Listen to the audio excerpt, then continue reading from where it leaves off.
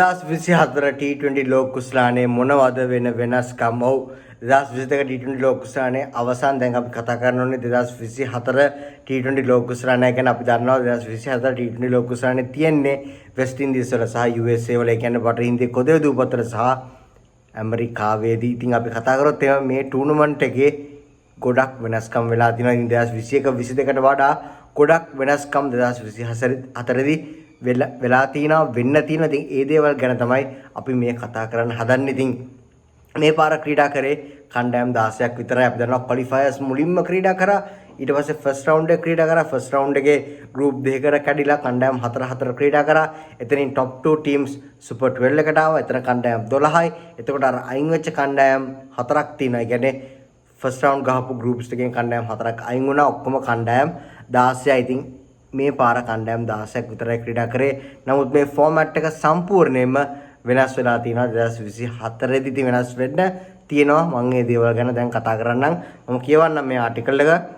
With more teams and a new format, the 2024 edition of the ICC Men's T20 World Cup is certain to throw up fresh matchups and historic moments. ඉතින් මෙතන කියවෙනවා අලුත් format එකකින් එන 2024 ලෝක කුසලානේදී ගොඩක් excited වෙනවා. ඉතින් ගොඩක් matchups create කරයි, අලුත් matchups create කරයි. ඒකම ගොඩක් ඉතිහාසගත තරග create වෙයි, historic moments create වෙයි කියලා කියනවා. මොකද අපි දන්නවා USA and West Indies වල ක්‍රීඩා කරන්නේ.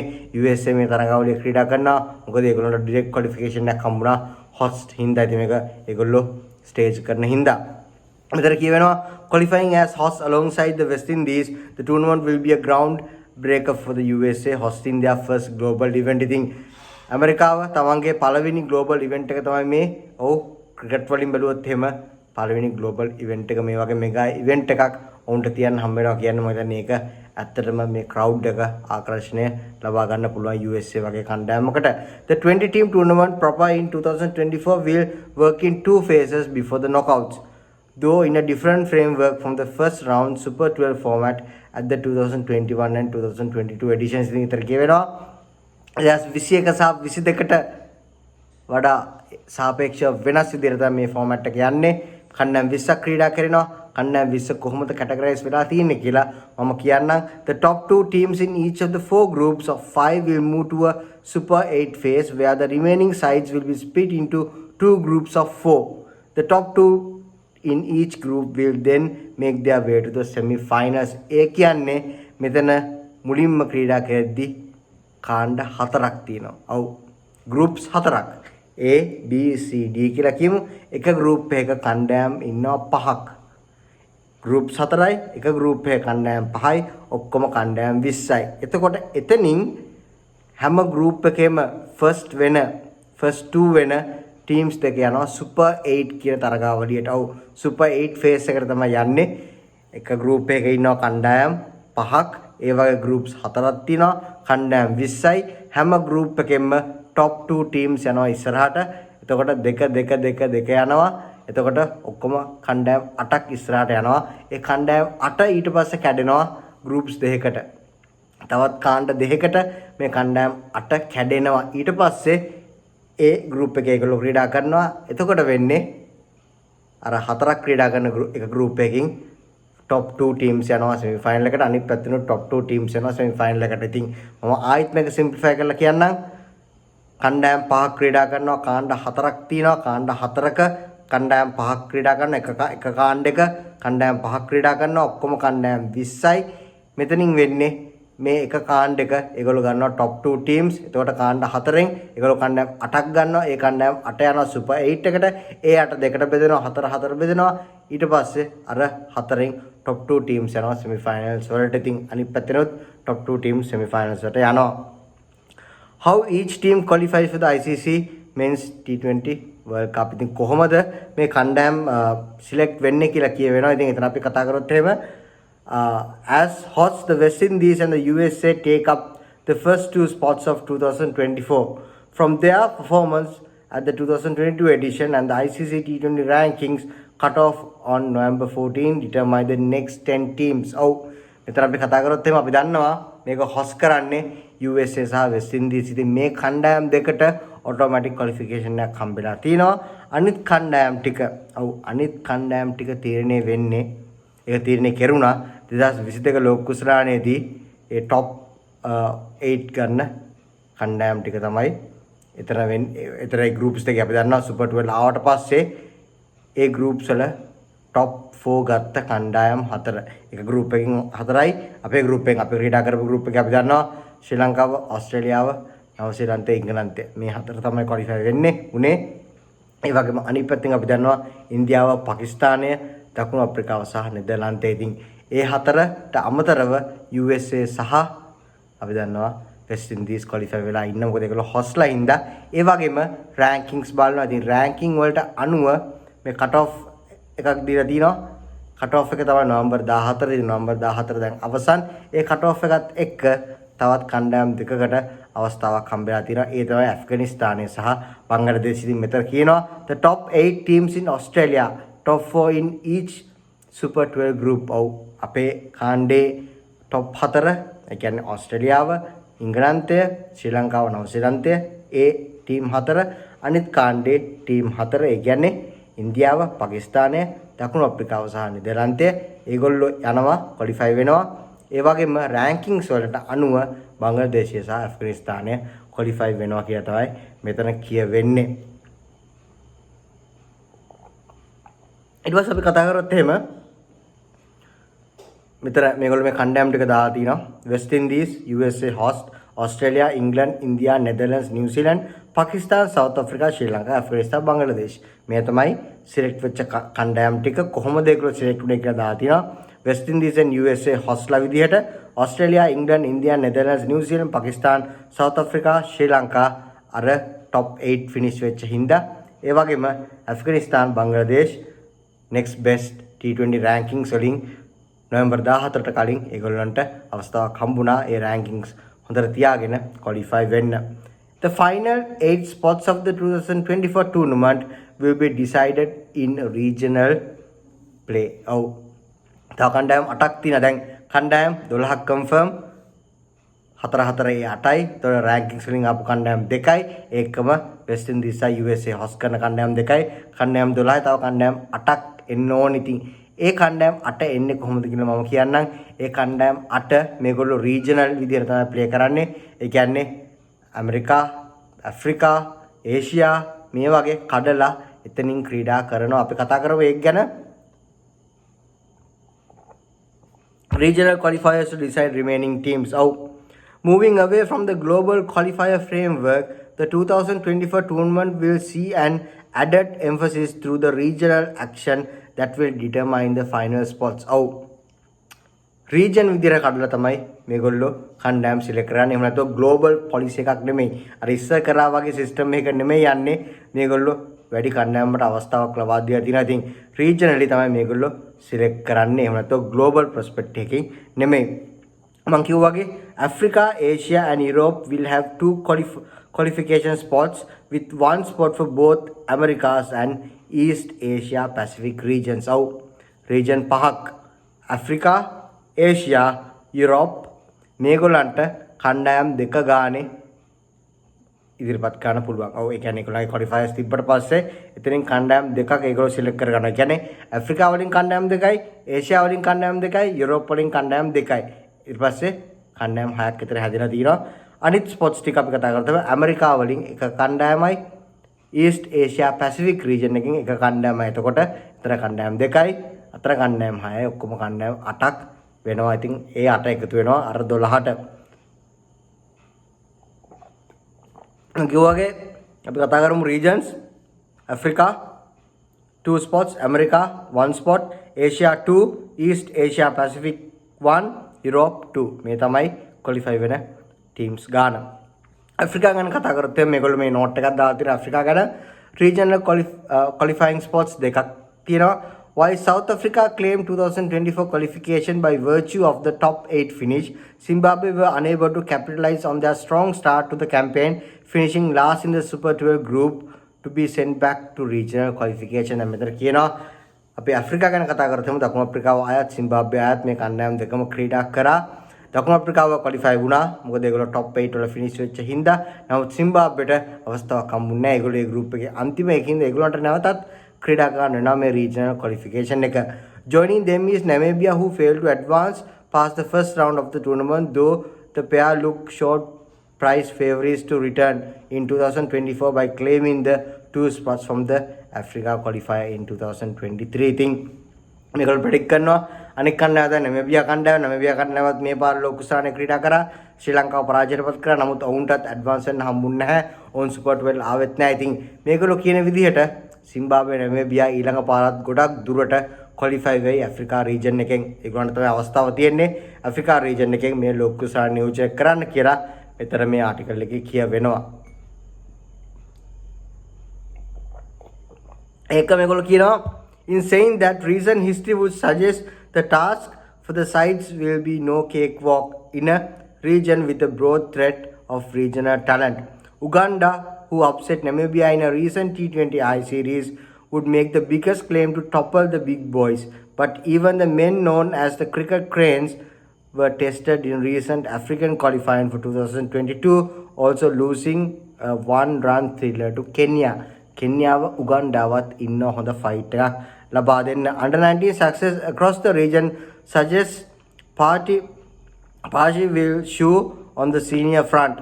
A bulk of Nigeria's under 19 World Cup contingent of 2020 will likely make up their squad, while Tanzania have formed in causing upsets, most notably against Namibia in qualification of the 2022 under 19 World Cup. ඉතින් මේගොල්ලෝ කියනවා මේ under 19 හොඳ talents ඉන්නවා ටැන්සානියා වගේ නයිජීරියා වගේ කණ්ඩායම් වල. ඉතින් මේ under 19 talents උඩට එද්දි සීනියර් ටීම් එකට එද්දි ඒගොල්ලන්ටත් ලොකු දෙයක් කරන්න පුළුවන් කියලා. ඉතින් මේගොල්ලෝ ප්‍රෙඩික්ට් කරන විදිහට ඇෆ්‍රිකාව වලින් ගොඩක් දුරට සිම්බාබ්වේ නැමිබියා වලට තමයි chance එක තියෙන්නේ.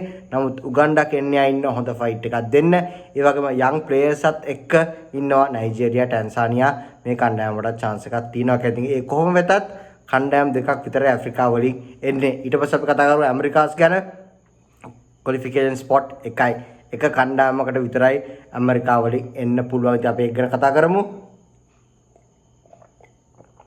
Disappointed in their efforts at the A qualifier for the 2022 tournament, Canada are early favourites in claiming the America spot, which is ultimately theirs to lose given USA's automatic qualification. ඉතින් ඕම් මෙතන කියනවා USA කණ්ඩායමට automatic qualification එකක් හම්බෙලා තියෙනවා. මොකද ඕම් මේ තරගාවලිය host කරන නිසා කැනඩා වලට තමයි chance එක තියෙන්නේ. ඔව් ගොඩක් ලොකු chance එකක් තියෙනවා කියලා කැනඩා වලට මේ තරගාවලිය ක්‍රීඩා කරන්න. කැනඩා favorites කියලා තමයි මෙතන මේගොල්ලෝ කියන්නේ. The USA were the only team to overcome Canada, albeit in a super over, with Bermuda, few competitors at the 2019 global qualifier the most likely to challenge for the spot. ඔව් මෙතන කියවනවා කැනඩාව පරාජය කරපු එකම කණ්ඩායම තමයි USA කණ්ඩායම. ඒකත් සුපර් ඕවර් එකකින්. ඉතින් USA කොහොමද දැන් ඇවිල්ලා ඉන්නවා ක්වොලිෆයි වෙලා ඉන්නවා. කැනඩාව ඉන්නවා. කැනඩාවට පොඩි හරි ෆයිට් එකක් දෙන්න ඉන්න එකම කණ්ඩායම තමයි බර්මියුඩා කියලා ඔවුන් කියන දේ අපුගලට මතක නම් බර්මියුඩා කණ්ඩායම මේගොල්ලෝ ක්‍රීඩා කරා 2007 ලෝක කුසලානෙත්. ඉතින් ඒ වගේ කණ්ඩායමකට එන්න පුළුවන් නම් ඇත්තටම හොඳයි. මොකද අපිට අලුත් ටැලන්ට්ස් බලා ගන්න පුළුවන්. ඉතින් මේගොල්ලෝ කියන විදිහට USA කොහොමද ක්‍රීඩා කරන හින්දා කැනඩා වලට තමයි ගොඩක් ලොකු chance එකක් තියෙන්නේ qualifiers වලින් ඉස්සරහට එන්න. මොකද ඇමරිකාව වලට දෙන්නේ එක qualification spot එකක් විතරයි. ඊළඟට අපි යනවා ආසියාවට. අමාරුම තැන ඔව් ආසියාවෙන් qualification spots දෙකක් ගන්නවා. දෙකක් ගත්තට කණ්ඩායම් ගොඩක් ඉන්නවා. අපි කතා කරමු. The Asia region is arguably the toughest to predict for 2024. කියන්නේ predict කරන්නත් අමාරුයි 2024ට. මොකද කණ්ඩායම් රසක් ඉන්න හින්දා with several teams in the running and no certainties of the two spots. ඉතින් ගොඩක් කණ්ඩායම් ඉන්නවා මේ රේස් එකට. හරියටම මොන කණ්ඩායම් දෙක තේරෙයිද කියලා කියන්න බෑ කියලා කියනවා. UAE just edges Nepal and Oman on paper, and the likes of Singapore, Hong Kong, Bahrain, Qatar and Malaysia are all capable of upsetting the bigger teams. කියනවා UAE අපි දන්නා මේ පාර වුන් ක්‍රීඩා කරා. UAE තමයි පොඩක් උඩින් ඉන්නේ කියලා කියනවා. නේපාල්, ඕමාන් තවත් හොඳ කණ්ඩායම් දෙකක්. ඒ වගේම සිංගප්පූර්, හොංකොං, බහරේන්, කටාර්, මැලේසියා මේ කණ්ඩායමුත් නැගී එනවා. මේ කණ්ඩායමුත් අනිවාර්යයෙන්ම UAE වගේ කණ්ඩායමකට හොඳ challenge එකක් ලබා දෙනවා කියලා ඔවුන් මෙතන කියනවා.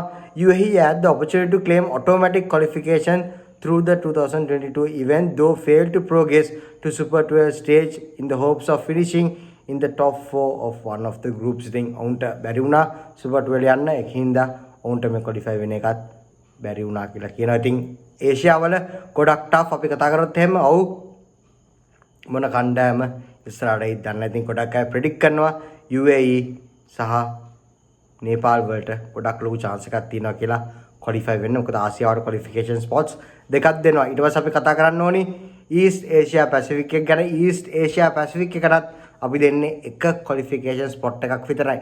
මේ ඔක්කොම මෙතන දාලා තිනවා.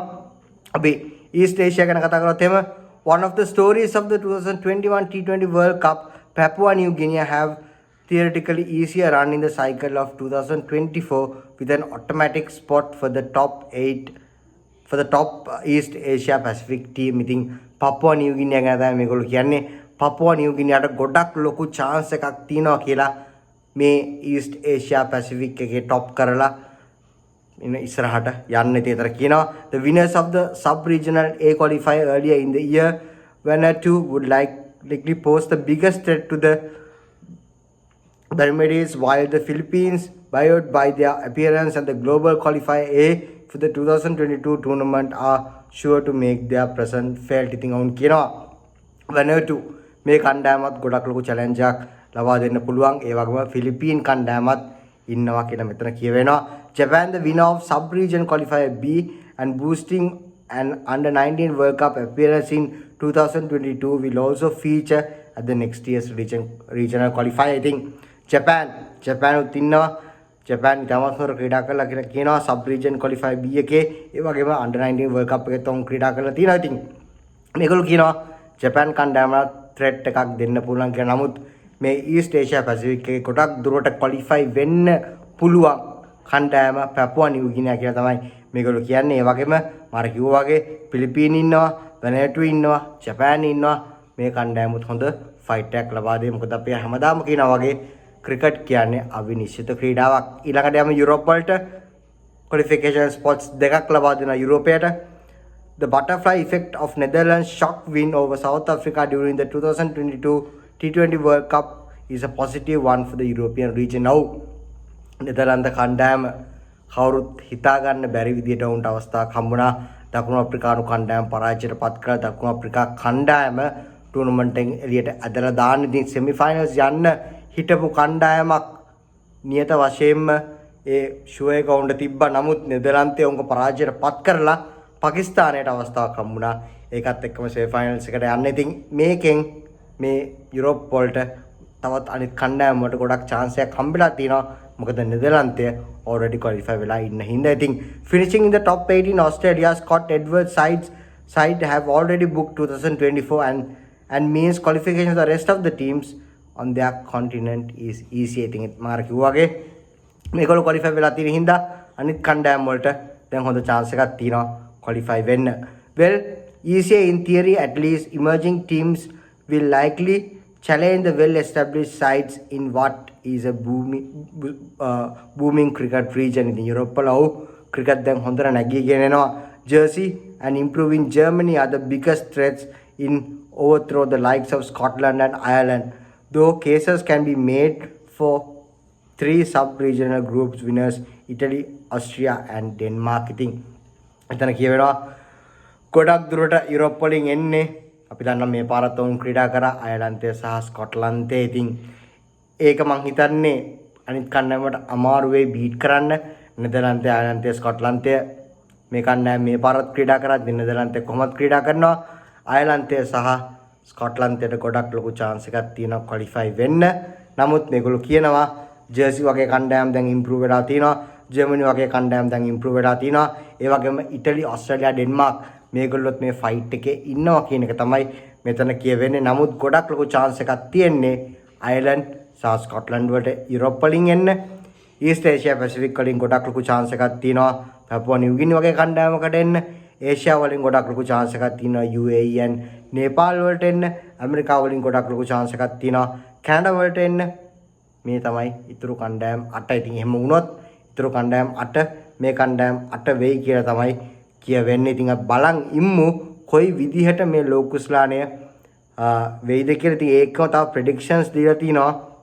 අපි කතා කරොත් එහෙම එක්කෙනෙක් කියනවා මේ ප්‍රෙඩික්ෂන් එක ගැන අපි කතා කරන්න ඕනි. ඔව් 2024 දී මේ හරි විදිහට මේ ක්වොලිෆයින් ප්ලේ වෙලා හරි විදියට ඒක හිතන විදිහටම දැන් අපි ගෙස් කරන දේවල් තියෙනවානේ. දැන් මෙතන මේ ගෙස් කරලා තියනවා වගේ මේ කණ්ඩායම් ටික ආවොත් මේ කණ්ඩායම් වලට ක්වොලිෆයි වෙන්න පුළුවන් වුණොත් එහෙම වුණොත් මොකක්ද වෙන්නේ කියන එක ඔහු එතන කියලා තියෙනවා. ඉතින් ඔහු සඳහන් කරලා තියෙනවා මොන කණ්ඩායම් වලටද chance එකක් තියෙන්නේ ප්ලේ කරන්න. ඉතින් ලංකාවේ group එක රිවීල් වෙලා තිනවා. එතන අපි කතා කරනත් එම ලංකාවට ක්‍රීඩා කරන්න හම්බ වෙන්නේ මොන group එකේද කියන එක ඔහු කියනවා. ඔහුගේ මේ predictions හරි ගියොත් ඉතින් අපි ඒක ගැන කතා කරමු. ඔව් එතන කියවෙනවා ශ්‍රී ලංකා කණ්ඩායමට ක්‍රීඩා ගන්න වෙන්නේ. මම මෙතන ස්ක්‍රීන්ෂොට් එකක් දාලා තිනවා.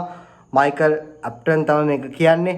These are four possible groups for the men's 2024 T20 World Cup. If the qualifiers go how I think they might and on current rankings ඉතින් ඔහු කියනවා අර qualifiers ටික ඔහු හිතන විදියට හරි ගියොත් ඒකම rankings උත් ඒ විදියට ආවොත් මේ කාණ්ඩ හතර මොකද්ද? ඒ කාණ්ඩ හතරට වැට කණ්ඩායම් මොකක්ද කියලා ඔහු කියලා තියලා. ඉතින් ඔහුට අනුව ගොඩක් දුරට ශ්‍රී ලංකා කණ්ඩායමට ආයමත් ක්‍රීඩා කරන්න වෙනවා බංග්ලාදේශයත් එක්ක ඉන්දියාවත් එක්ක. ඉතින් ඔහු කියලා දිනවා අපේ ගෲප් එක වෙන්නේ ඉන්දියාව, ශ්‍රී ලංකාව, බංග්ලාදේශය, නේපාලය සහ නෙදර්ලන්තය කියලා. ඉතින් මේක තමයි ඔහුගේ ප්‍රෙඩික්ෂන් එක.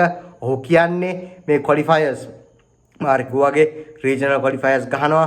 ඒෂියා, ඇමරිකාස්, යුරෝප් මේ වගේ මේ ක්වොලිෆයර්ස් ගහනවා. ඉතින් ඒ ක්වොලිෆයර්ස් ටිකත් එයා කියන විදිහට හරි ගිහිල්ලා ඒකම රෑන්කින්ග්ස් ටිකත් ඒ විදිහටම ආවොත් එහෙම ශ්‍රී ලංකාවට ක්‍රීඩා කරන්න වෙන්නේ ඉන්දියාව, බංග්ලාදේශය, නේපාලය සහ නෙදර්ලන්තයත් එක්ක කියලා. ඉතින් අපි බලන් ඉමු මොනවද වෙන්නේ කියලා. මේක තමයි මේ ලෝක කුසලානේ වෙනස් වෙලා තියෙන විදිය. ස්ට්‍රක්චර් එක වෙනස් වෙලා තිනවා. සිම්ප්ලිෆයි කරොත් එම කණ්ඩායම් 20ක් ක්‍රීඩා කරනවා. කණ්ඩායම් 20 මුලින්ම ක්‍රීඩා කරනවා ෆස්ට් රවුන්ඩ් එක. එතකොට ගෲප්ස් 4කට කැඩෙනවා ඒගොල්ලන්ව. එක ගෲප් එක කණ්ඩායම් 5ක් ක්‍රීඩා කරනවා. 5 4 20යි. එක ගෲප් එක 5ක් ක්‍රීඩා කරනවා. නමුත් එක ගෲප් එකකින් ඉස්සරහට යන්නේ টොප් 2 කණ්ඩායම්ස් විතරයි.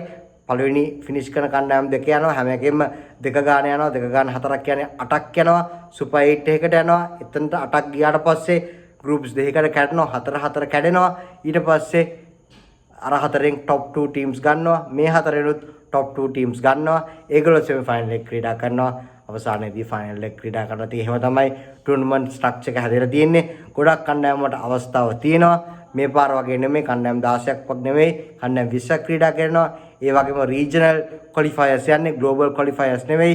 ඇෆ්‍රිකා වලින් ක්වොලිෆයි කරගන්නවා, යුරෝප් වලින් ක්වොලිෆයි කරගන්නවා, ඇමරිකා වලින් ක්වොලිෆයි කරගන්නවා. ඉතින් මේක ඉතාමත් හොඳ දෙයක්. අපි බලන් ඉමු මොනවා වෙයිද කියලා මේ ටූර්නමන්ට් එකේ. ඉතින් විශ්වාස කරමු ශ්‍රී ලංකා කණ්ඩායමට හොඳ දෙයක් කරන්න පුළුවන් වෙයි. බංග්ලාදේශ ඉන්දියා ලැබුණොත් එහෙම අනිවාර්යයෙන්ම අපි ගහනවා ඒක විශ්වාසයි.